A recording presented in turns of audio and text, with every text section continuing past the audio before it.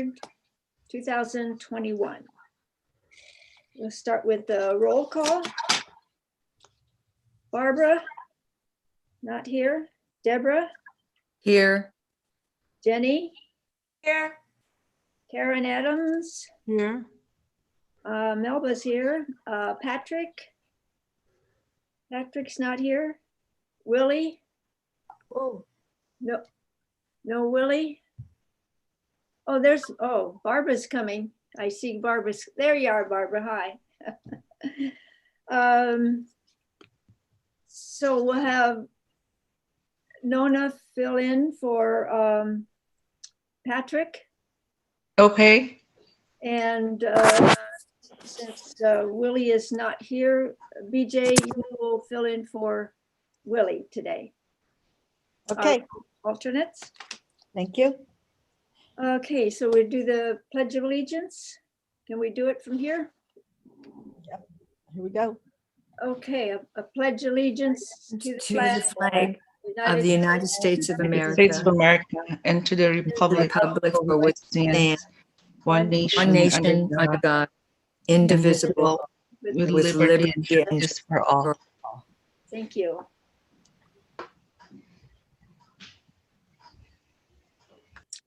And as usual, I did things backwards, but that's okay. So have a approval of the agenda for February 23rd, 2021.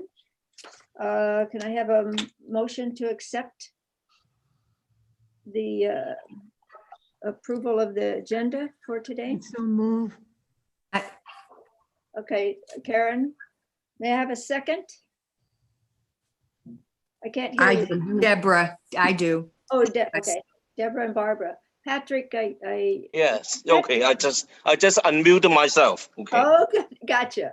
Okay, so I believe then BJ will revert back to alternate. So all in favor accepting the agenda for today? I, Aye. Right. Any opposed? Okay. Approval of the minutes for October 27th, 2020. May I have a call for a motion to accept the minutes for October? I have a question. All right. I was at that meeting, but I'm not listed. So am I not listed because I'm an alternate? I don't know. I'm sure it was probably just an oversight. Oversight, yes. I believe Thank I you. was at that meeting, John. Yes, you were. You were. It was your first one. No, but I apologize for backtracking, but because we started the meeting before Patrick joined, and we did have BJ take that seat.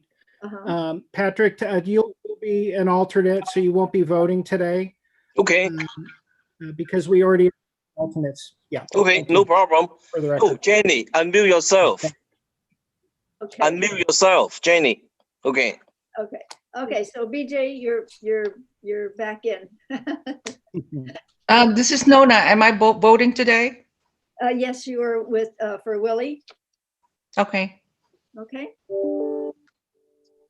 Okay, so the public forum. Did we get No, the, wait a minute. we didn't get the agenda for the minutes, right? We didn't do approval of the minutes. Right. Correct, yes. So may I have a motion to accept the minutes for October 27th, 2020? May I I have- make a motion to accept the minutes with my name added Thank you. as attending. Is there a second motion? I second. second. Oh, All right, all in favor? Aye. aye. Any opposed? Okay. So now we go on to the public forum. All comments provided shall be limited to 3 minutes or less as determined by the meeting chair. All members of the public will be limited to 1 comment per agenda item and 1 comment for non-agenda items. The online written comment form previously used is no longer available for public comment. Announcements. Are there any, were there any public forums, John? No, but no, at this time, there's no one waiting in the waiting room for public forum. Oh, thank you. Announcements. Police Chief Jared Hernandez, is he aboard?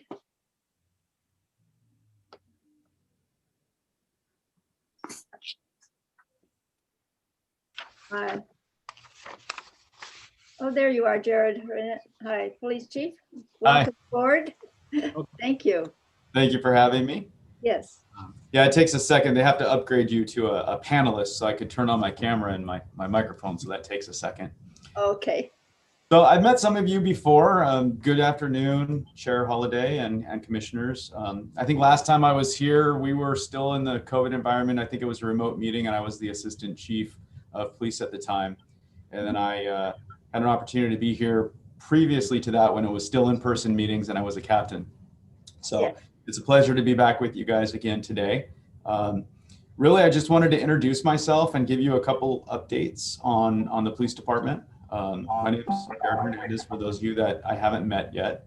I'm currently serving as the acting chief of police since Chief Armando Corpus has retired back in December.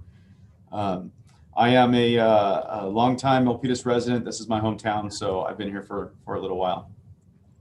As far as the police department updates, I wanted to let you know how we closed out 2020. It was an interesting year. We saw some shifts in crime patterns that were much different than what we had seen before. And it's really attributed to the changes because of COVID. We had previously to COVID been seeing a huge increase in auto burglaries, which was really our largest problem at the time. And when everything went into shelter in place, our auto burglary statistics pretty much plummeted. But what we did realize over time was some increases in other areas. Mainly it was commercial burglary. There was an increase there. There was an increase in auto theft, and there was an increase in aggravated assaults. Despite those increases, I think we still fared fairly well compared to some of the other agencies in our region. We finished the year with a 3.48% reduction in overall crime. So there are certain crimes that we report to the FBI under the Uniform Crime Report.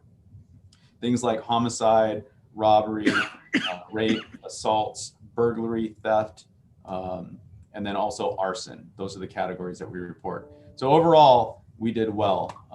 We are, looking at adjusting our deployments to try to lower the numbers in our commercial burglaries and our auto theft. Those are going to be some primary focuses moving into 2021. As far as hiring, we saw 9 retirements from the department through 2020. And a lot of those retirements were our administration. We had the assistant chief, it was Kevin Mascuza at the time, he retired along with Captain Henry Kwong and Captain Raj Maharaj. We had the retirement of Lieutenant Abby Serrano, and then also the retirement of a couple sergeants. So we're going through a transition here at the police department. We have filled those positions with new promotions. So we have a lot of new supervisors that are learning their roles, and we're doing okay in that way. As far as police officers, we do have new police officers coming into the fold as well. You may have seen, if you follow us on social media, that we have 6 new officers in training for our entry-level officers that just completed the police academy. And then we also have 2 lateral police officers. And a lateral police officer is a person that was employed as a police officer in another city before coming to us. One of them is from LAPD. He started here. He grew up in along the San Jose border of Milpitas, and he started here as a crossing guard when he was a youth and going to school. And then he left to LA, taking a job as a police officer, and now he's coming back because he misses the hometown environment. So we're happy to have Brian McVias back with us. We also hired an officer from Stockton PD. He doesn't live in Stockton, but he grew up in Contra Costa County, and he was really just looking for a different environment. And his his values and his interests are really conducive to what we do here in Milpitas. So we're also happy to have Charles Tobin on board with us as well. Out of the new officers, one of them is a hometown kid. His name is Trayvon Hartley. He went to Milpitas High School, played football, and then he also went to San Jose State where he earned a degree, and now he's back with us as well. So we have a lot of really good officers and a lot of good talent coming into the agency right now, which we're really, really happy about. It seems when I speak at different events, people have questions about vaccines. As far as the police department, about 50%, it was slightly over 50% of our sworn officers elected to have the vaccine. We are on our second dose now. So we should be completing that by the end of this month, and we'll have that taken care of. We also are starting the vaccines for first round for our other employees that are in the building. So our dispatchers, they were included with the officers, but our records clerks, people that have interaction with the public that work in the police building are now eligible to get their vaccines. So they're going to be starting their first round, and we hope to have those done. If we start at the end of this month, we would probably see it being complete by the end of the following month. It's about 28 days on the high end using the Moderna vaccine. So that's where we're at with vaccines. And then lastly, I wanted to tell you about a couple different technologies that we have going out with our patrol officers now. If you saw our press release about automated external defibrillators, also known as AEDs, those devices, they're really beneficial for our officers when it comes to medical aids. When there's a pulmonary situation, the heart stops, this device has these little patches that you put on the patient, and it delivers a light shock, trying to get the heart pumping again and keep things moving. And so our fire department predominantly had those machines, and then we had them in different city facilities like the police department and city hall. But what we did was we partnered with a group called Racing Hearts, and we were awarded a grant through Racing Hearts, which allowed us to purchase 15 AEDs, which will be with our officers out in the field in their patrol cars. So they will have immediate access. If you have somebody that's having a cardiac emergency, the officer will be able to start that treatment, and then the machines are identical. Well, they're not identical. They're a lower model of what the fire department has, but they're compatible. So when the fire department comes in, everything's kind of already in place and moving along. So we're really excited about that. I have to acknowledge City Council for approving the acceptance of that grant, which they did in November. And we are rolling out those devices now. I think the first one, we have some training that we have to do for the officers, but some of the already trained officers are already bringing those out in the field with them. And then the last technology that we are using this year is a device called the Bola Wrap. And it's really something that's right out of the movies. It's a device that the officer can hold, and they push a button and it expels a Kevlar string that can wrap around the person that you need to take into custody, and it immobilizes them. And the reason that we were interested in this device is because it's an alternative to force. There is no pain compliance associated to it. It is basically the best way to describe it, if I was going to give you an analogy, it's like the cowboy days. If you were going to lasso somebody, you swing the rope above your head and you throw it over their arms and you pull them tight so they can't move their arms. It's the same concept, but it's a device that expels the string. And so it's really going to afford our officers new opportunities when dealing with somebody that's resisting, or somebody that might have a mental health crisis where they need to be taken into custody and we don't want to use force. It gives us another alternative. So we tested that device early this year. We liked the results in our test group. It was effective 100% of the time on our officers that were resisting us in an acting capacity. And we're really, really happy with it. So we're excited about that. We believe that it will lead to a decrease in injuries for people that we have to take into custody, injuries for officers, and then also it will help limit exposure in civil litigation as a result of having to use force against somebody. So we're really excited about that. We haven't had any uses. I have 30 of those devices. I'm looking to my objective is to assign one to each officer, so they always have it with them versus having to check one out and having a pool of these devices. So that's really my goal moving forward. And that's all I have for you. I don't know if there's any questions from the group that you would like me to expand upon, or maybe something that I didn't touch on. I'm all yours. Thank you for all that information. It's wonderful, and so happy that our Milpitas police are watching out for us. Anybody have question? BJ, you have a question? Yes, I recall last year, I think you were going to start a pilot program in the city having to do with cameras that were going to be located at different locations in Milpitas to observe license plate. Has that been initiated? Yeah, so we do have an automated license plate reading program. We have 20 devices installed throughout the city right now. Those have been very, very beneficial to us. We have about 59 apprehensions that are associated to those cameras. The first one was installed in September of 2020. And what happens is if a vehicle drives past this device and the vehicle is either listed as stolen, the license plate is listed as stolen, or if the vehicle was involved in a felony crime, it sends a notification to our dispatch center.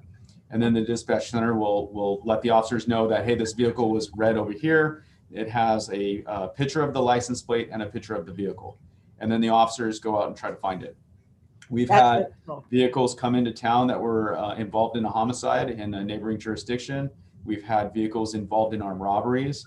We've had vehicles that were involved in commercial, residential, and vehicle burglaries. And it's really proven to be a beneficial program. I am looking to expand it this coming year to an additional 15 cameras. And so it's a really good device for us. That's Karen? great. Thank you. Question. Karen, go What do ahead. you call the last device you discussed? Uh, The next thing. The Bola Wrap. It's BOLA WRAP. There's other agencies that are following suit. We're not the first agency. I actually saw this device. I was a little bit skeptical when I saw it at the International Associations of Chiefs of Police Conference. I wanted to get my hands on it and test it in-house to see how effective it was. And it was really effective. We really like it. There are other agencies in California and in the area that do use it. Locally in Santa Clara County, we are the first agency to go to it. Mountain View is currently testing it now, and they have very promising results in their test group as well. So they're going to be looking to include it in their tool as well. Good. I saw it on television. Looked impressive. Yes. I have a question. What about these cars that like to do their road shows in the middle of intersections? Yeah, so those are called sideshows. It's a regional problem right now. I actually attend meetings every 2 weeks that are hosted by NICRIC, which is a national intelligence agency. And in the Bay Area, these events are occurring every single weekend. And agencies have had officer-involved shootings. There's been shootings and fights associated to these groups. A lot of it comes out of the East Bay and starts up there and then works its way down towards the South Bay. If you look on YouTube, there's videos of automatic gunfire occurring while these people are doing burnouts in the middle of intersections. So it is a big problem. We haven't seen it to that extent in Milpitas, but we are working with our regional partners, making sure that we're sharing information. For example, this past weekend, the San Jose Police Department had some information that a group was going to be in the Bay Area down here in the South Bay. So the officers, stayed visible, and we're making sure that they were attentive to it so it didn't become a problem. We didn't have any issues here in Milpitas. We did have a small car show. It was a different demographic, a completely different group of folks. So when you see a large gathering of cars, it's not always the same. But we are sending officers, and we're trying to make sure that we are visible and discouraging them from even setting route in town. And we will continue to communicate with our regional partners and be out there and prevent it. They seem to be practicing at one of the intersections close to my house. And they've done it the last 2 Fridays. And also Sunday morning, very early, it woke me up. So I don't know what you can do about those isolated. We've seen it over on Hammond Way, which is near the mall. We've seen it in the Manor, and we've also seen it over off of like near the high school. I don't know if you're in any of those areas, but I encourage you to call us the moment you hear those tires screeching. We will have officers going out there as soon as possible, and we won't always get to it on time because they have a tendency to do 2 or 3 burnouts and then they take off in a different direction. Exactly, yeah, and I'm close to Canton and South Temple. Okay. And you can see those tire marks there. And I didn't know, because they take off so, after 3 times or whatever, whether it's worth calling or not. So. No, I would ask you to call us anyways, because worst case scenario, especially if there's a pattern, you're saying it's happening every Friday. If it's happening around the same time, the chances of us coming across them that next Friday within that period of time is going to be important information for us. Versus just calling us and then we get there and we can't do anything. It's going to be, if it's a reoccurring problem, we're going to be very interested in when it's occurring. So that way we could plan for the next one. Okay, thank you. Any other questions for the chief? No? Thank you very much. You've been very informative. Thank you. Thank you for having me. I do have another obligation coming up at 2:15, so I'm going to excuse myself, but you guys, I'm sure you all have the phone number here for the police department. Feel free to reach out to me anytime. If you just want to talk or you have an issue, let me know. Thank you. Thank you. Okay, have a good day. You too. Okay, commissioners' updates and sharing. Is that John, Anne Marie? Oh, no, for any of the commissioners who'd like to share anything at this point, we'll be next for staff updates, Melba. All right. Staff updates. Is that you, John? That is, but did any of the commissioners have any updates or anything to share? No? Okay, well, Okay, I want to share something that I still continue doing my volunteer work for the Second Harvest. That's every 3rd Saturday at the Milpitas High School. So please spread the, to everyone that, they have the Second Harvest food distribution every 3rd Saturday of the month. Thank you. Winona. Thank you. Anne Marie, did you have a question or comment? No, I was just going to say that BJ had her hand up. Oh, okay. All right. BJ, you're muted. All right, I did that on purpose so that the background noise wouldn't come through. So I'm also a member of the Sunny Hills Association, and they have a breakfast meeting via Zoom every month. And this month it's going to be on March 6th. It's at 8:30 in the morning, and you can go to the Sunny Hills website. The speaker's going to talk about mental illness and how to relate to folks that may have some issues in that arena. It's supposed to be an interactive discussion, so welcome anybody that would like to attend the breakfast meeting with the Sunny Hills Association. Any other comments? Can you send the link, BJ? How to sign up? I'm not allowed to use my device while I'm on here, right? I'll look it up. I'll do it. Okay, I'll send it via chat, okay? Okay. Thank you. Okay, moving on. New business. The active transportation plan update. I'm Penny, sorry, Melba, I'm sorry for the interruption, but we wanted to staff updates. oh, okay, I'm sorry. Okay. Yeah, I'll get started, Anne Marie, if you want to step in anytime. But it's been 4 months since we met last because we had the holiday off. So we've had a few developments. First off, we've had 2 drive-through events, and it's so wonderful to see most of you come through. We had our first resource fair. I think it was 3 days after our first meeting, and I believe we had 120 stores come through. And that was more than we expected, but we were very pleased. And then we also had a pancake breakfast about a month back. And the idea behind that is to certainly connect with our seniors and to see their faces again, but to also pass on some resources. So we thought that was another successful effort.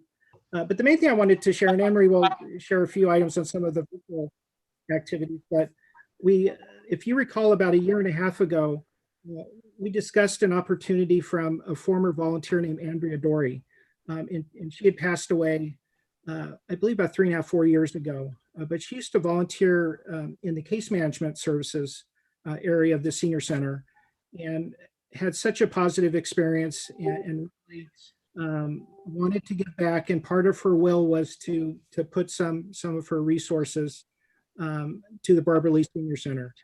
We met a few times with her cousin, Dr. Karen Seaver, and after putting forth the proposal to possibly fund a few of our programs, they made a commitment of $50,000 for the senior center. Yeah, it's a lot more than we expected. We didn't, we never really talked dollar amounts at the time. We didn't know if it was 2, 3, 4,000. So when we heard that, we thought, we're of course very excited, because it could fund some programs for 10 years plus. The areas that we talked about, that we put into the proposal that was endorsed by Dr. Seaver, were the Friendly Visitors Program. Also, Jenny, you'll be happy to hear the Dementia Friends was a big, that initiative was endorsed. And then also Project Hope, which is our suicide prevention initiative here with the city. So, and I've been involved in that for 2 years, and there's just so much as far as the older population and their being at risk and vulnerable to suicide. So we could put some resources towards that. So maybe next meeting we could start to discuss as a group, get some ideas of how the group might suggest we start sharing some of those resources, putting those into those programs. Anne-Marie and I will kind of put together a framework for that. But I thought next meeting we could talk in a little more detail about that.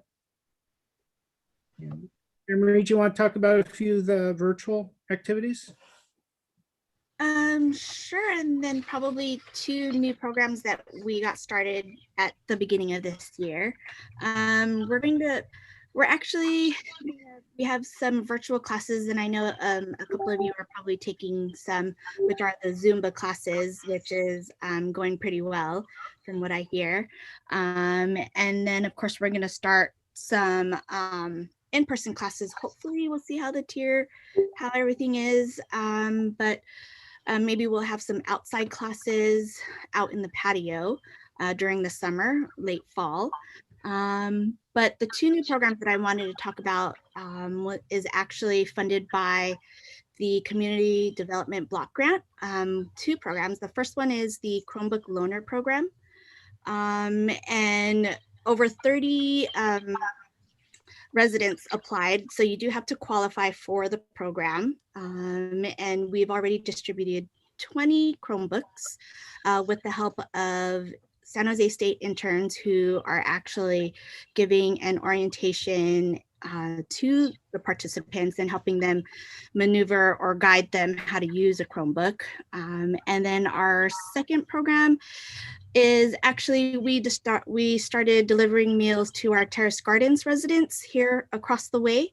So normally they are only offered 1 meal a day through Terrace Gardens, and that would be dinner time. But we actually thought it would be very helpful, and we partnered with them to actually deliver our lunch meal.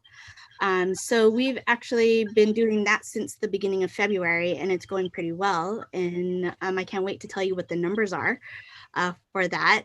But I will talk to you more about that at in the report for the senior nutrition program. But that's all I have to say. Thank you. Aw, thank you. Anything else, John? No, that's it for now, Melba. So we're ready for new business now? Yes. All right. So, sorry, I'm still learning on the learn curve here. You're doing great. So the active transportation plan update, Fanny Yu, Associate Chief Civil Engineer, City of Milpitas. The background is Associate Civil Engineer with the City of Milpitas would like to update the Senior Advisory Commission on the active transportation plan. This effort is to encourage feedback on the vision and action plan for the city to improve safe and convenient travel modes in Milpitas. So we would like to recommend that we have this presentation. Is Fanny here? Yes, Yes. I am. Oh, Thank you. thank you. All right. Hello, everyone. Good afternoon. My name is Fanny Yu. I'm an associate civil engineer with the engineering department. Can everyone hear me okay? Yes. So Okay. far, so good. All right. I'm also the project manager working on updating the city's trails, pedestrian, and bicycle master plan. Thanks for providing me this opportunity to present to you an overview of the project as well as the public draft plan. Next slide, please. This is a long-range planning document which identifies potential future improvements and ultimately provides support for future improvements. By going through this process, improvements are more likely to be implemented because it shows community support for projects. It provides a vision and action plan to improve active transportation such as biking and walking. We also want to show support for connectivity and access to destinations. And we also want to integrate the trails and biking to and from the new BART station as well as other transit options. We also want to improve safety and provide ease and comfort to use active transportation for all ages and abilities. Next slide, please. Now, here are the main contents of the plan. I would like to highlight a few of these in the presentation. Our process started out by exploring the existing infrastructure of the city, as well as any existing programs and policies. And then we did an analysis based on gaps in the needs of the community. Then we provided a web map that offered people the opportunity to place lines and dots. And we asked them questions like, where are your points of interest? Where are you trying to go? Are there any areas or routes that pose a challenge to you? We then took all that feedback and analysis and provided recommendations for improvements. And from there, we went back out to the public to gauge input on whether these are the right types of solutions and how important these types of solutions were to them at these locations. From there, we created a list of priority improvements and discussed potential policies and programs. And then we completed the public draft plan, which is now ready for public review. Next slide, please. Now, as the city continues to grow and new transportation technologies are introduced, we should also explore how this growth affects our connectivity and our relationship with transportation. Now, the last Trails Plan and Bicycle Master Plan were adopted in 1997 and 2009, respectively. I'm sure many people are aware that a lot has changed since that time, and this is a great opportunity to update these two documents to reflect what is here now. Previously, we were working on these plans as totally two separate documents, like the previous plans were, but we soon realized that the trails and pedestrian and bicycle networks really relied heavily on each other, so we felt it made more sense to combine this all into one cohesive plan. Next slide, please. Now, in terms of what's new from the previously adopted plans, we have specific considerations for pedestrian network, which is something that wasn't included in either of the previous plans. This will also provide comprehensive consideration for active modes of transportation. The plan will also reflect changing conditions within Milpitas, including population growth, employment opportunities, with the addition of the BART station and potential regional connections. We also did a further analysis on the previously proposed trails based on changing conditions and standards, and created a feasible list of these types of trail improvements. We also wanted to explore bike and scooter share, which has quickly been changing the landscape of readily available transportation throughout the Bay Area. Next slide, please. Next slide, please. Oh, thank you. Through the various public engagement efforts, we learned a few key themes. One is there's limited connectivity in today's active transportation network. Many people experience major barriers to travel, such as major freeways, Calaveras Boulevard, Montague Expressway, and Great Mile Parkway, for example. And with the growing population and increased job opportunities in Milpitas, there's an increasing demand on the existing transportation system itself. With the new BART station, many people see this as a new travel opportunity, and people want to know how do I get there safely? There's also a desire for improved safety, increased travel options, and improved connections to destinations. Next slide, please. Now, based on all the feedback we've received from the public, we've developed multiple networks for the trails and bicycles. Now, the map that you're seeing right here is the best overview map showing these two networks. Fortunately, Milpitas has like a robust sidewalk network already, and there are not many sidewalk gaps themselves. The recommendations shown were based on the key themes that I just mentioned earlier. I mean, what we try to keep in mind a few things. You know, we want to find low stress connected networks. How can we help people of all ages and abilities get to where they want to go? Excuse me. We also want to maximize the use of existing right-of-way and identify near-term opportunities. These types of projects are easier to deliver as opposed to projects that require major reconfigurations of roadways. And then we also have the regional perspective. You know, we want to make connections and continuity with San Jose and Fremont. And we also want to enhance all multimodal travel opportunities, including connections to transit. Next slide, please. In the plan, we also identify spot improvements as well. Most of these are at like intersection improvements or trail access improvements. There's a multitude of improvements you can employ, such as signal timing, upgrade to curb ramps, high visibility crosswalks, green bicycle boxes, wayfinding signs, just to name a few. Now, these improvements are implemented through the city's capital improvement program and are built provided there's a funding available. For example, the most common way bicycle lanes are implemented are when we repave streets and we can install new striping at the same time. All these improvements should be assessed based on location and community needs and will need further design in the future. Next slide, please. As mentioned earlier, bike and scooter share are still fairly new to the city of Milpitas. These types of options are becoming very popular in metropolitans like San Francisco and New York, and they quickly have found their way throughout the entire Bay Area. It's really easy for anyone with a phone to download an app, scan a bike and scooter, and use it immediately. But in order to prepare Milpitas for these new types of technologies, we really need to prepare a few guidelines that will guide future policies. We mainly want to focus on safety, education, enforcement, and maintenance policies. These guidelines will help us select a vendor that is the right partner for Milpitas. The plan offers an opportunity to explore a pilot program, and we've identified a few locations that would be a great start for the pilot. We currently recommend fewer locations for the first year in order to work out any of the kinks of the policy, and it's recommended to reassess and expand the program after 1 year. Next slide, please. Now, the public draft plan is currently live and available for review and comments. We'll be providing the link through the website, through various web posts, social media posts, pretty much anywhere I can get the link to be posted. I also encourage everyone to share the link with their friends and families. Your comments and feedback really do matter and will drive the direction of these improvements for Milpitas. We'll also have a virtual open house, which will be a much more condensed version of the plan, so it's a little bit easier to digest all the information. You'll also be able to submit questions, answer surveys and polls on the virtual open house, and you can find it in the same link that is shown here. We'll also be holding a public meeting on March 24th so that the public can interact with the project team directly. The registration link can also be found on the website. And if all goes according to plan, the plan should be ready for adoption in early June of this year. And that concludes my presentation. Is there any questions? I would like to ask a question. I know one of my concerns, and I don't know if it's part of this plan or not, is Hidden Lake. It is, a lot of seniors use that, and it really needs a good overhaul. Is that going to be part of this pedestrian type? No, I think it'd be more in tune with the park master plan. I'm not sure if they presented to the Senior Advisory Commission yet, but that's something I would see that would be part of the parks master plan instead. Okay, thank you. No problem. Any other questions? You're muted, BJ. There's some safety issues at that park for sure. For sure. The steps are deteriorating. They're made of wood and it's very dangerous. And I was going to take a picture and send it forward, and I did not do that, but I do walk that park.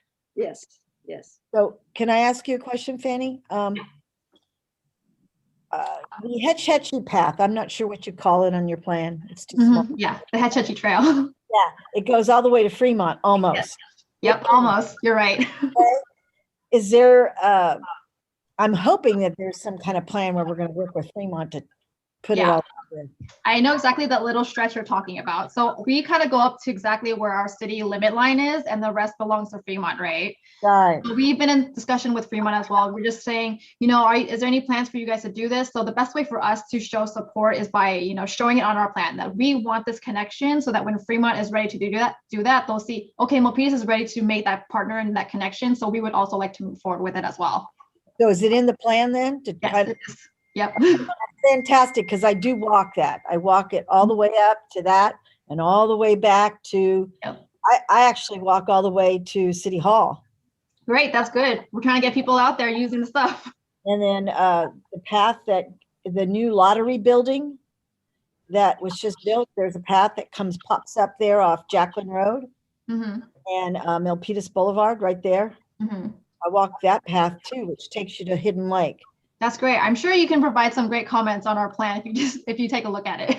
Yeah, I'm gonna, it would be nice to, where do I go on the website to find it? To the city? So the whole document itself is almost like a 200-page document. So it's a pretty large document itself. It's probably like 3/4 of the way into the document. What you can also do is go to the virtual open house. Again, it's a much more condensed version. It's only like 10 slides almost. And like each page will kind of go over each portion of the plan, like as condensed as possible. And you can also find more details in the document itself. Yeah, so where in the city website do I go to find the? Oh, so it's actually a website hosted by our consultant. So I just pasted the website in the chat box in the Zoom. Good. Yeah. Good. So you can just copy and paste it, and then you'll also find the virtual open house in that website as well. I got it. Okay, Yeah. thank you so much. No problem. Any other questions? No? Thank you, Fanny. Thank you. Very interesting.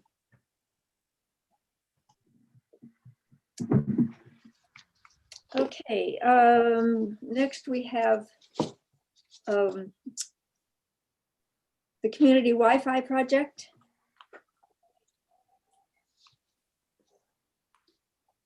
Is Rajan here or Kevin Lee?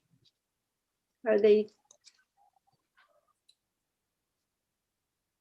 Kevin Lee should be here, Melba. Okay.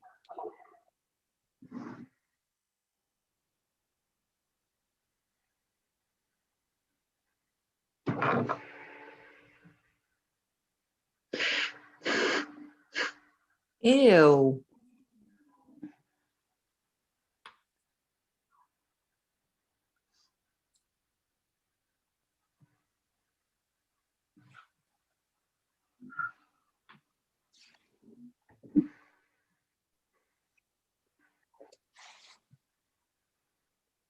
Hello, Hello.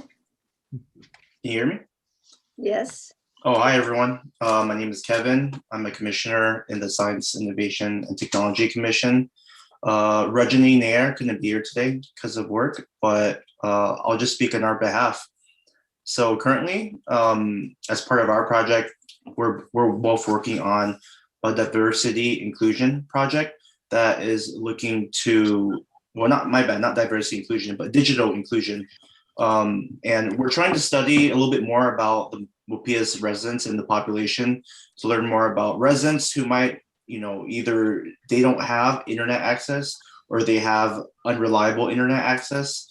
We want to learn more about the population, about, how many people are there who don't have access to internet and generally where they're located. So we got in touch with John not too long ago.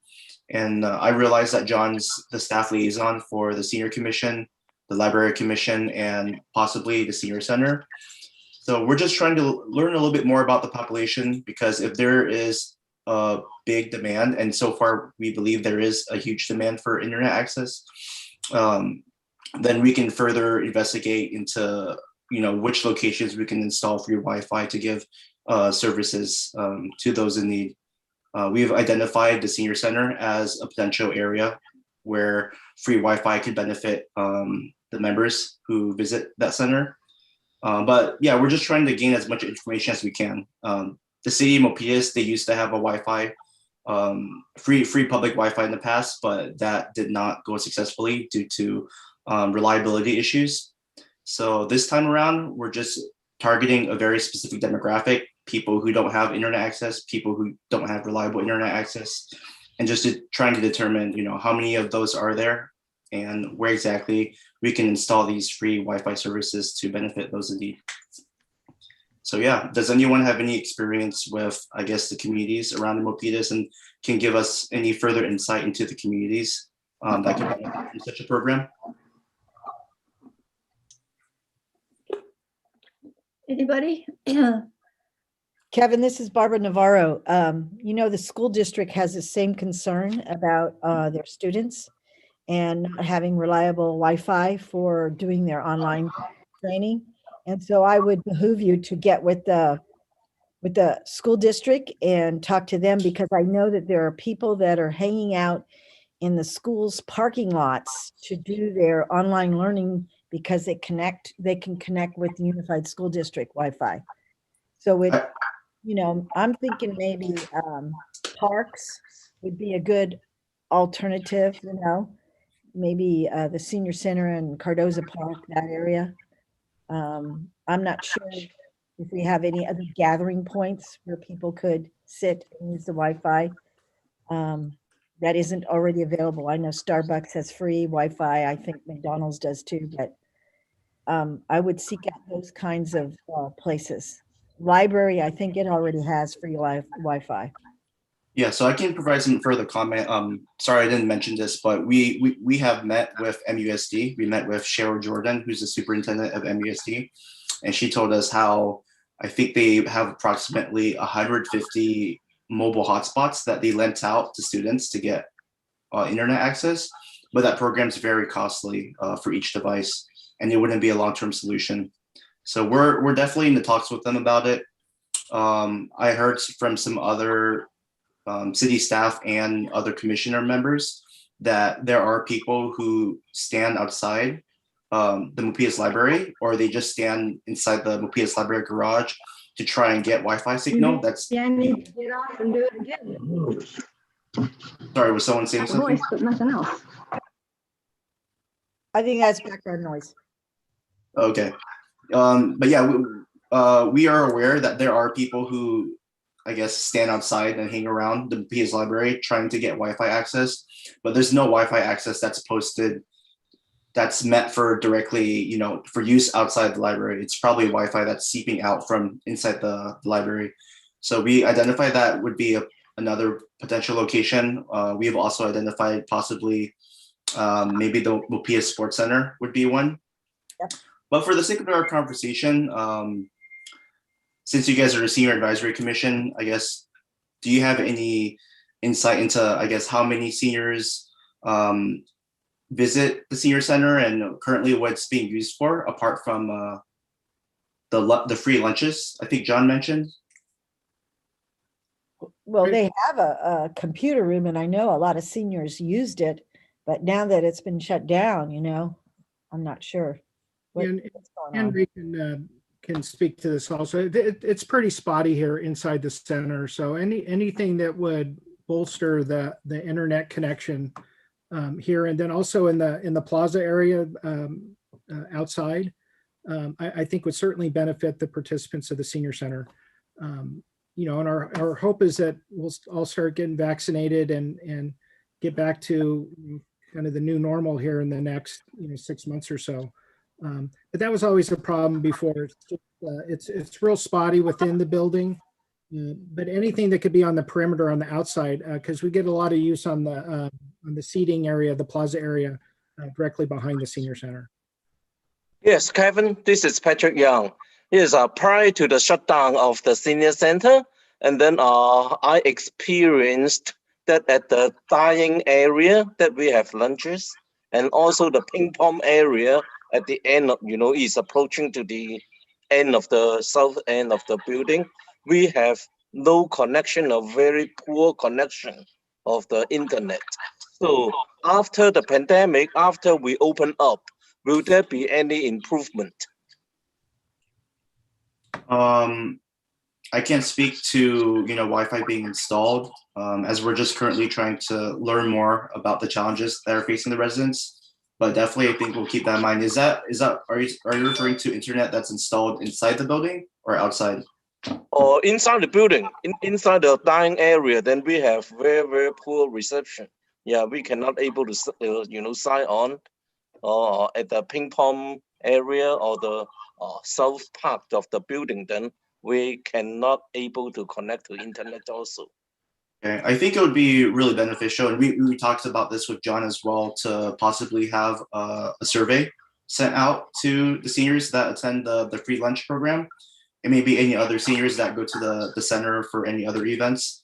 That way we can maybe get a gauge of demand of people who would actually want Wi-Fi installed within the senior center, or more reliable Wi-Fi installed. So we haven't came up with a survey yet, but we'll get back to John about that real soon.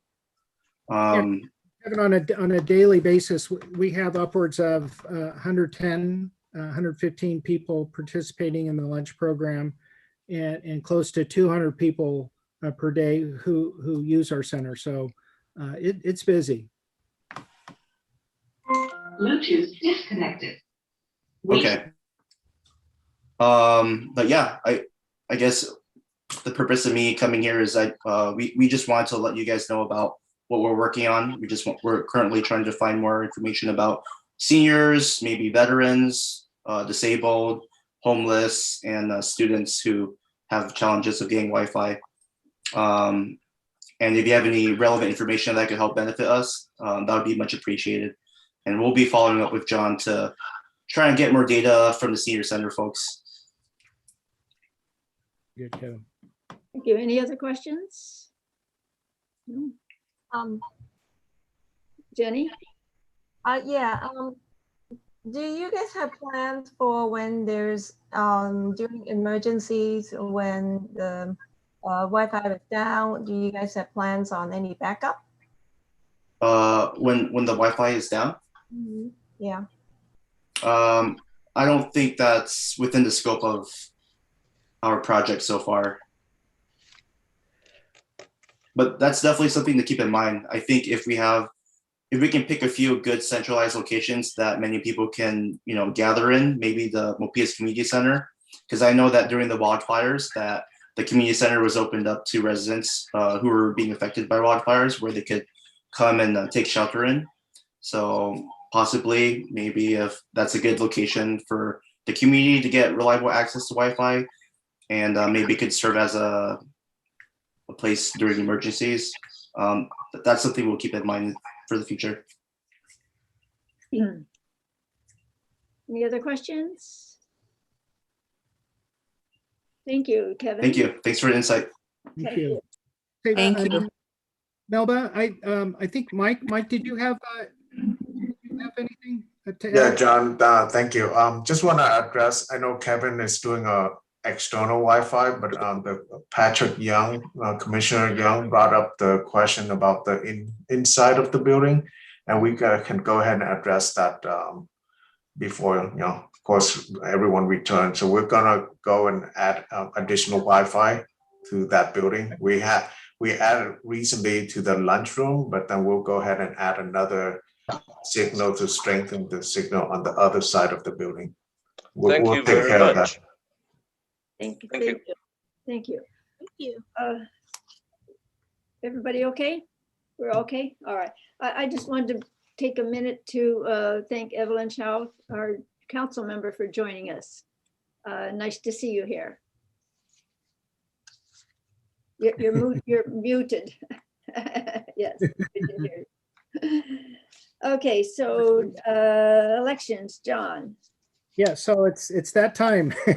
Yeah. So here, the Senior Advisory Commission is required to elect a chair and a vice chair to serve through December 2021.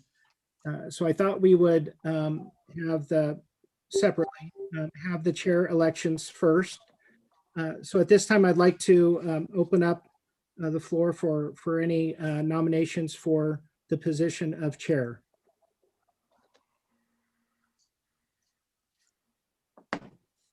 Can anyone run? John, I don't know what the criteria is for running. Well, you Have need to to. be already a member, not an alternate, correct? Right. So you want to run down the list of people that? Deborah? Deborah? I nominate Melba for chair. Can I do that? You can. Yeah. Okay. I hope. Any other nominations before we vote? I would like to nominate Jenny Berryhill as a chair.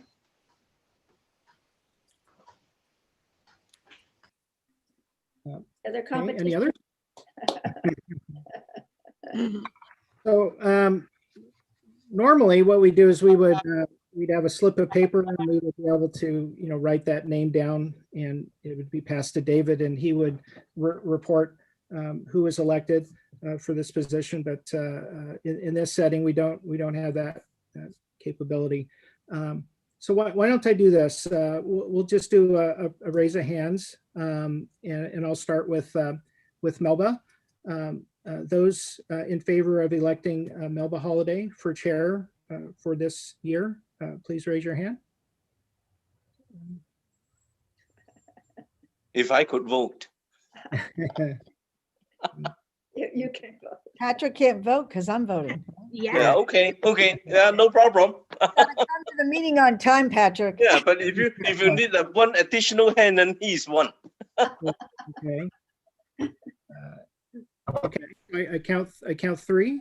Those who would in favor of Jenny Berryhill for chair, raise your hand, please.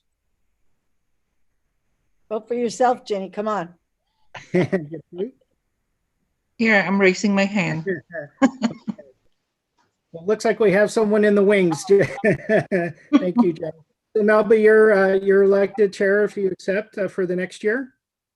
I'll go another year. We'll see. Speech.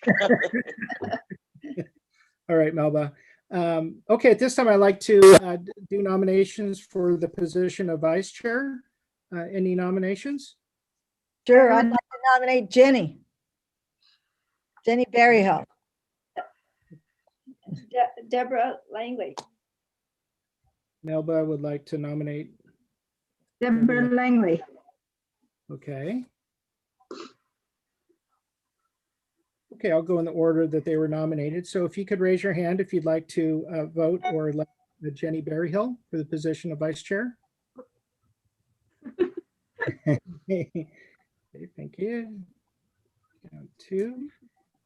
Thank you. And those for voting for electing Deborah Langley for the position of vice chair, please raise your hands.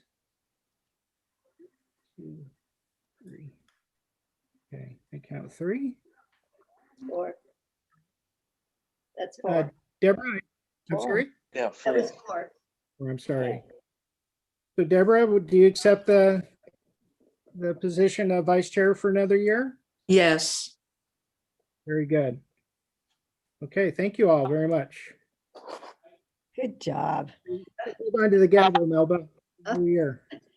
The virtual gavel. Yeah. Thank Okay. you all. Senior Center programs, John. Yeah, so Anne-Marie and I touched on a couple of the programs. As we mentioned, the drive-through events. The whole team's doing a great job. Anne-Marie, Jennifer, Jordan help out with the lunch program. We have Ming and Kelly who help out as part-time employees, really make the program run seamlessly. I'd like to acknowledge the work of David. He's working remotely, but he's just been amazing administrative help, but also helping in many other areas for the department. He was the person who really orchestrated all the appointments for the testing and really made that run smoothly. So David, thank you for all your work. Let Anne-Marie talk about some of the virtual activities we have coming up. But I did want to touch on on not only the to-go meals, but the community development block grant that's supporting the enhancement of that program. Because if you recall, that particular program is in partnership with the county senior nutrition lunch program, and we're budgeted for 80 participants a day. And thankfully, Renee Lorenzo, our director, saw the potential during the pandemic of us exceeding that as far as serving to-go meals. So she put our name in for the community development block grant, and we got $50,000 to support meals over 80 for the fiscal year. And when we started, I think in March 17th, I think the first couple of weeks we're around 55 or 60. We're currently at 95 to 100 a day here. And just in the last 3 weeks of starting Terrace Gardens, I believe they averaged 76 last year. So, or I'm sorry, last week. So we're about 170 to 180 a day. And in that grant, that particular grant, and then some funding shared from the laptop loaner program, we're in a position where we don't have to turn anyone away. And I think it's been, just in this very precarious time, it's been a great value to our community. Anne Marie mentioned the laptop loaner program, and I think that's been a wonderful success.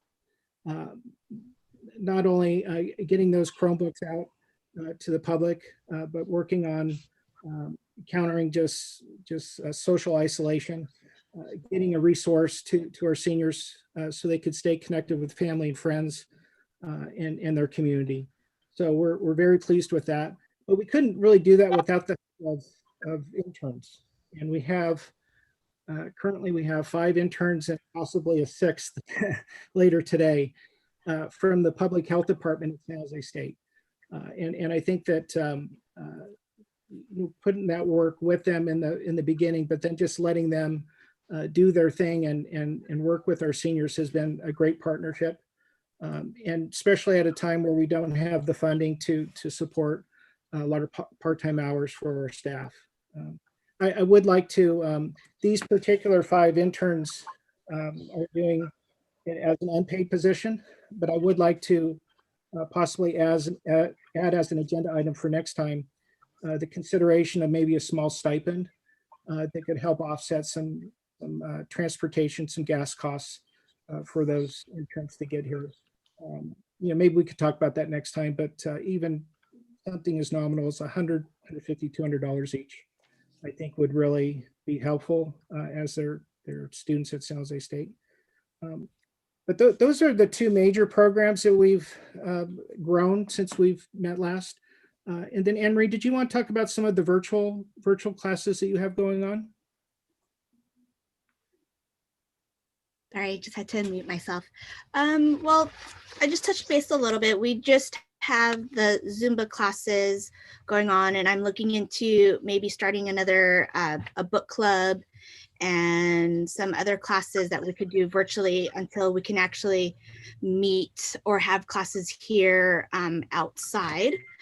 But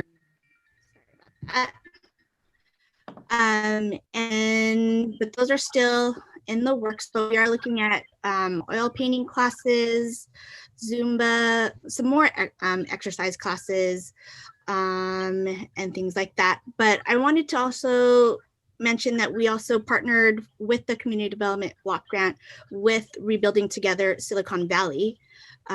We actually partnered with them where we're giving out kits to qualifying seniors who are receiving PPE in their big boxes. And they have masks, gloves, hand sanitizer, and one cool thing it has is an air purifier. So we've been giving those out to mostly MAP participants and to some of our Chromebook loaner participants. So I did get some comments about it, and they totally love it. The seniors love it. They appreciate it. So we might be starting another program with SourceWise where we will be offering, we have a certain amount of Google Home speakers that will go out also to participants who are willing to take a few surveys and to give us their feedback on how this Google speaker is working with them or for them so that they're able to maybe enhance their experience. Maybe they need their volume to be louder on their TV or their Chromebooks or things like that, or maybe it'll help with kind of like, which is the Amazon one? Alexa, where you could, where it will make a phone call for you if you needed to do that. So we're working with SourceWise with that. And once we finalize everything, we will let you all know about it and give you more details. But thank you. I have Google in my home. Yeah. Any other questions? Yeah, I think they're $100 each. So yeah, and we're try to petition to get 100 to start. And if there's greater need, there's the potential to get some more. We're also looking at the residents at Terrace Gardens because we do have the lunch program and we're developing that relationship. But certainly, it'll be far reaching. We actually found out about that through a gentleman who works with the city, who's our grant writer, Elijah, working with him on just putting together some templates for some potential grants down the road. And his just networking and someone he knew at SourceWise, talking about the advancement of our laptop loaner program. And it just kind of bled into that pilot program they have for the Google home speaker device. So we kind of stumbled upon that, but it's going to be a great value, I think, great benefit. Great. Sounds good. Sounds good. I like the book club idea too. Yeah. And it may be led by our own David Sanchez. Oh, cool, David. Go for it, Di. Let's do it. Yes. Okay, ongoing business. Financial report, John? He was probably tired of me talking. So the last time we met, we didn't have a definitive number. We thought we were in the 3,500 range as far as our holding account. I'm pleased to announce that we got a final number, a definitive number, and it's at $7,933.01. So we've been accumulating for a few years. A few years back, we did the mental health and wellness series. We paid the presenter, Erin Choksey, I think it was about $1,500. And we've had some expenses as far as our open house and some of our resource fairs, but I think this group's done a great job of kind of building it up. And possibly, that would allow for some consideration for, as I mentioned, our interns or something that would continue to serve our seniors moving forward. So yeah, $7,933.01. Wow. Okay, city staff, senior nutrition program, Anne Marie. All righty. Hello, everybody, again. Just want to reiterate the senior nutrition program. It is one of our main programs that is actually still going on since March 17th. So that actually equates to how many days? 235 days as of today. And that means how many meals have we served? We've served 21,591 meals. That does not include today. So today I just got the report from our staff. We served 95 here, and then at Terrace Gardens, I believe we served another 78. So I think that brings us over 21,600 something meals as of today, which is great. John mentioned also that our daily average here at the senior center, it's about 95. At Terrace Gardens, our average there is about 76. So we actually serve, I think there's maybe about 80 participants who just joined that program, and they joined quickly. And from what Jennifer told us today was that she was actually stopped before she was leaving today by a group of seniors at the residence telling her that they need to be a part of it. So I think we're going to be getting a few more as of tomorrow. But the senior nutrition program here, there's 6 of us here. The participants know that in the beginning, when it was a little bit more where we didn't have to have appointments, now we have appointments. So we know when everyone is coming. So everyone has about a 15 to 20 minute timeline that they could actually come in and pick up their meal. And then, of course, everyone is greeted hello by Ming or one of us, and he's actually our monitor during the day, so he makes sure that everyone is masked, and just letting them know, okay, no, you can't come in. Yes, you can come in. It's time to come in, things like that. And then our staff in the actual auditorium are taking their reservations, welcoming them, handing out their food, and just to give you a little note, we always decorate our auditorium. So right now, if you haven't stopped by, it's actually decorated with the Lunar New Year theme. Last week was Valentine's. Pretty soon we'll be changing it to St. Patrick's Day.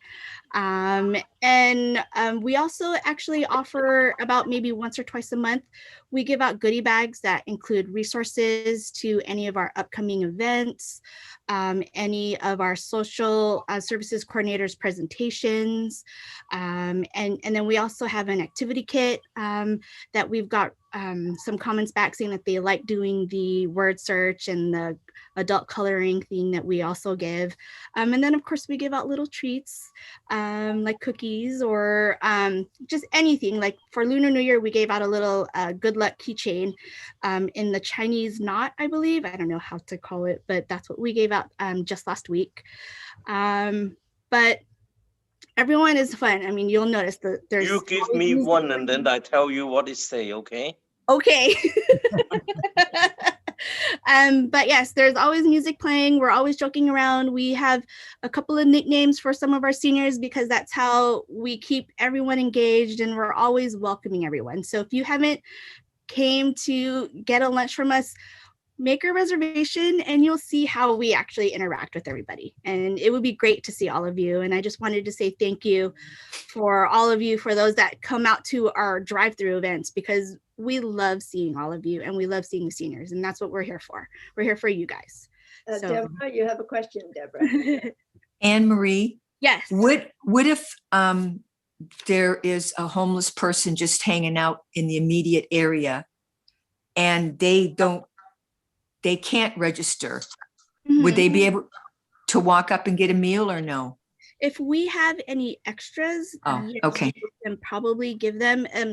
Everyone has to have an appointment and a reservation in order to pick up a meal, but we don't turn anyone away. So we do have a wait list available, so they can try and come in. We usually wait till about 12:45 to see if there are any meals, then we would give those out.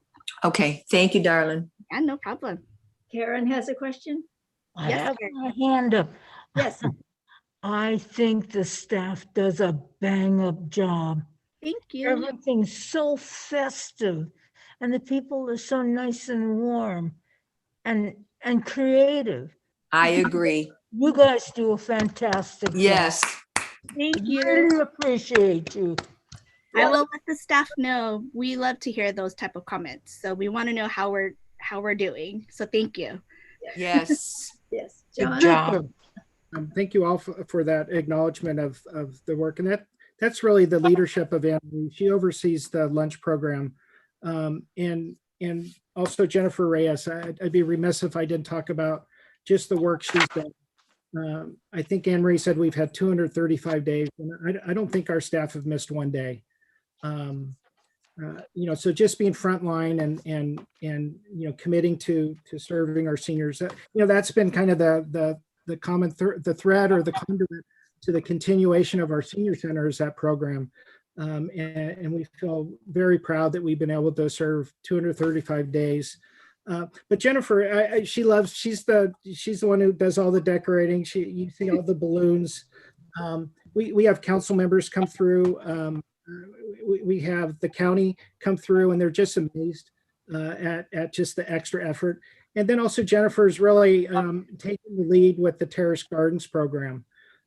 So making that a success really in the first week was due to her, not only her energy and just her determination, but her organization, her commitment. Each person that called inquiring about the program, she would take 5, 10, 15 minutes to explain just all the logistics, all the nuances of the program. So each person felt, they left feeling informed, wanting to participate. So a supervisor, I just feel very proud to have such an amazing team. And when we come back from this, we're going to be stronger. Who knows how many we're going to be able to serve, but we're ready, because we've developed that capacity. So thank you all for participating. Like Anne-Marie said, it's so wonderful to see all your faces. Deborah has another question. What's the lunch hour again? What's the time slot for the lunch? 12 to 1. 12 to 1. Yes. Okay. And when you make your reservation, we'll let you know what time to come. Okay. Thank you, honey. Any other questions with Jenny? Go ahead, Jenny. Oh, I thought it was muted. I just want to shout out, Anne-Marie, the pancake breakfast was awesome. Thank you. Good drive through. Was it a lot of food? It was great. Yes, it was. Shared mine with my hubby. It was really good. Good. Yes. I wanted to shout out to you guys for your Halloween one that you did, because it was a surprise to get a pumpkin, which I wasn't expecting, and I made homemade a pumpkin puree and made my pumpkin pies from it. Oh, wow. Yeah, that was the first. Nice. Also, you had these little Home Depot kits that you put in those bags. Yes. Which was very cool. Grandkids? For Thanksgiving, my daughter-in-law's brother is special needs. He's an older adult.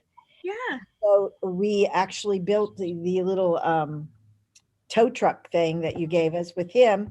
And then later, when I was able to have my granddaughter over because of COVID, we built the little vanity thing with her, and I gave her a little necklace to put in it. And so it was a phenomenal thing that I would have never thought about, that really made a difference in my life as a grandparent to be able to share.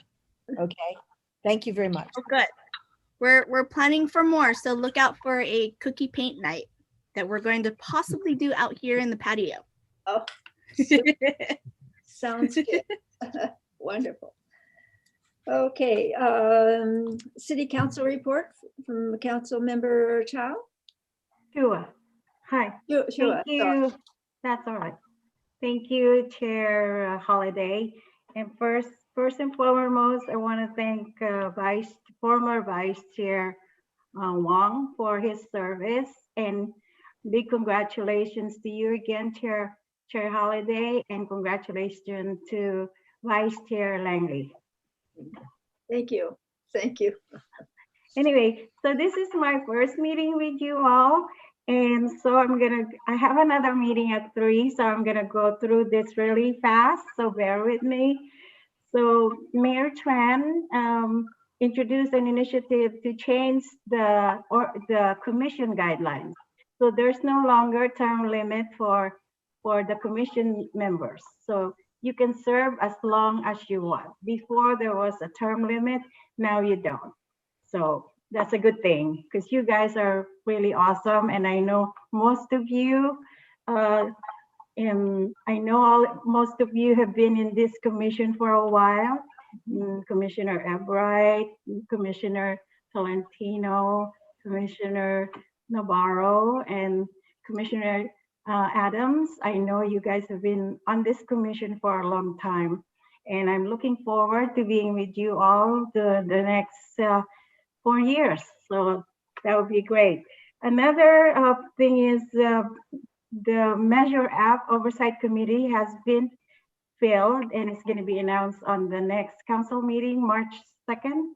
And the Homeless Task Force has been formed, and pretty soon they're going to have their first meeting. The Senior Center, actually, I'm on the board of directors of the Silicon Valley Clean Energy, and they announced that Milpitas got $750,000 grant to have a backup system at the Senior Center, which is really awesome.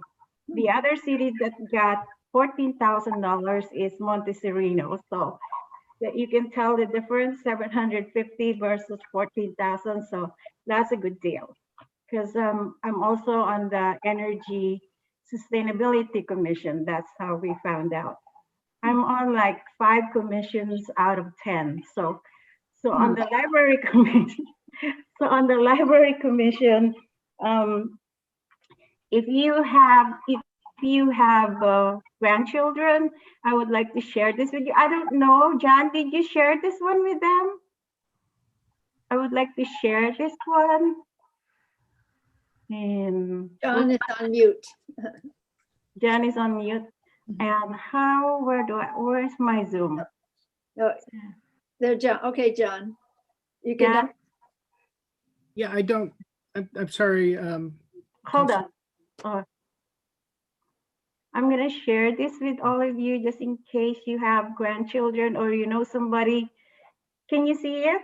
Yes. Yes, this is an essay writing contest, essay or poem. So this is for 6th and 12th grades. And there's a $300, $200, and $100 prizes. So please encourage the young ones to join. So that would be awesome. Now, okay, now how do I get out of this one? So Click on your share screen. Click on my share screen. This one? Resume? No. Down at the bottom. Yeah, it's at the top on mine. Oh, so anyway, so also just this week, I'm on the other commission as well. There is a new machine at Safeway. It's really for climate change to reduce this one. I want to share this one with you. Thank you, Mike. Say, this is the newest machine for recycling at Milpitas.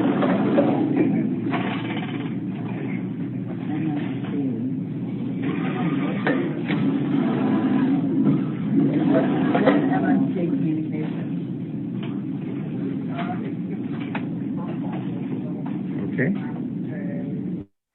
You get your money. I took this video. This is the new machine at our Safeway, and what it does, you don't have, if you want to redeem your CRV containers, you can go there and just put it in this machine.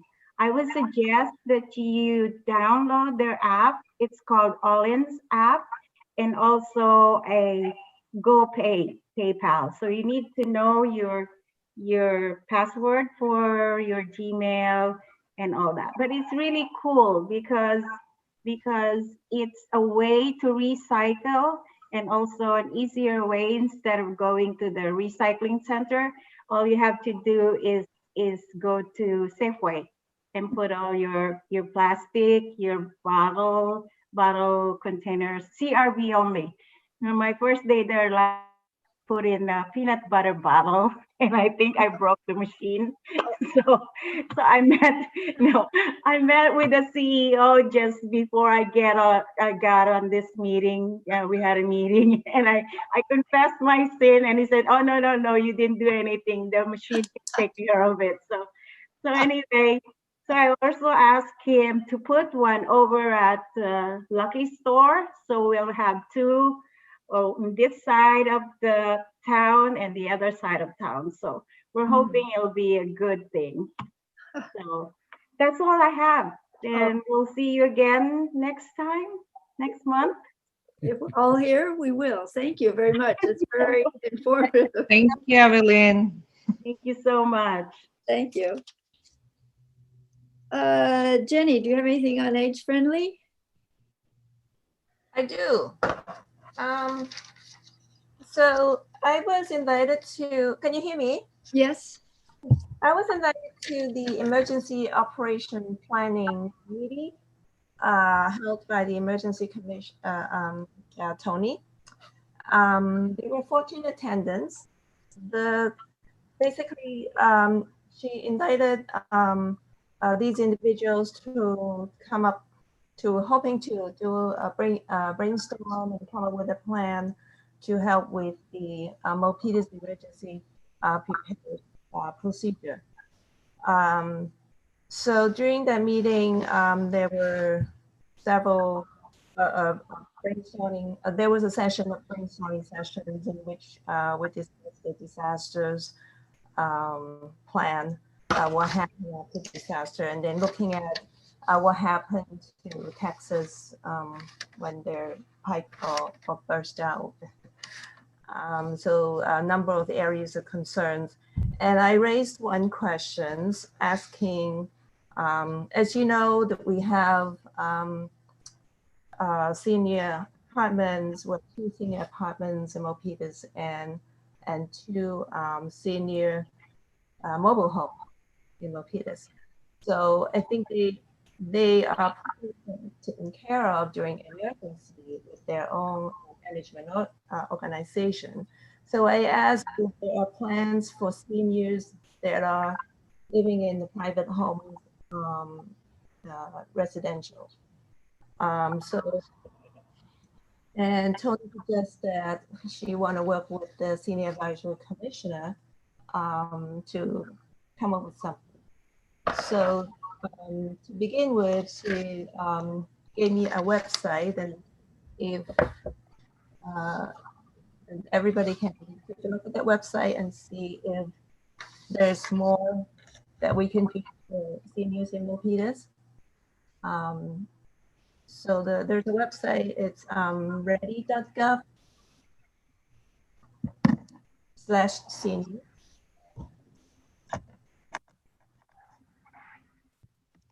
Send it on the chat. Yeah, I will do that. So that's a small homework for everybody. Take a look at that website and see if if you have other ideas, what kind of things that we could do. We could have, she's willing to come to a meeting to answer questions and stuff. So if anybody have and anything specific to seniors, residents in Milpitas, in terms of emergency prepare, yeah, let me know.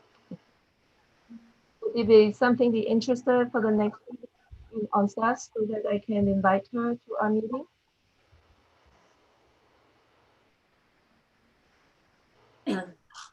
Anybody have any questions for Jenny?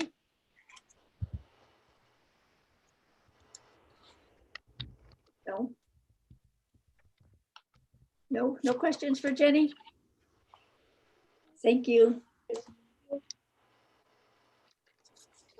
Future agenda items.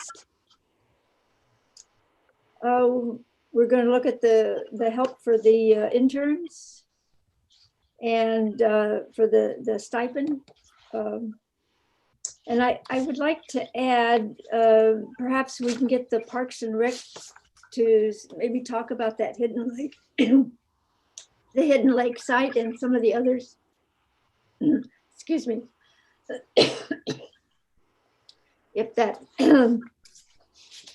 excuse me, I'm sorry, I'm joking. Is there anything else we should add, John? Yeah, we could consider possibly the stipend for the interns, and then maybe Emery and I in the interim will put together a initial plan for the Andrea Dory funding. Oh, yes. Some ideas so we can throw out to the group and have some discussion. Okay, sounds good. Well, if there's no more questions or work to be done, adjourn the meeting until April 27th, 2021 at 1:30. Everybody get your vaccinations. Yes, I'm due for the second one, so I'm on the road. Okay. My first. Oh, okay, good. All right, so virtual meeting is adjourned, and we'll see you next time, and stay safe. Thank you, Mike and Rochelle. Thank you. Thank you. Thank you, everybody. Bye.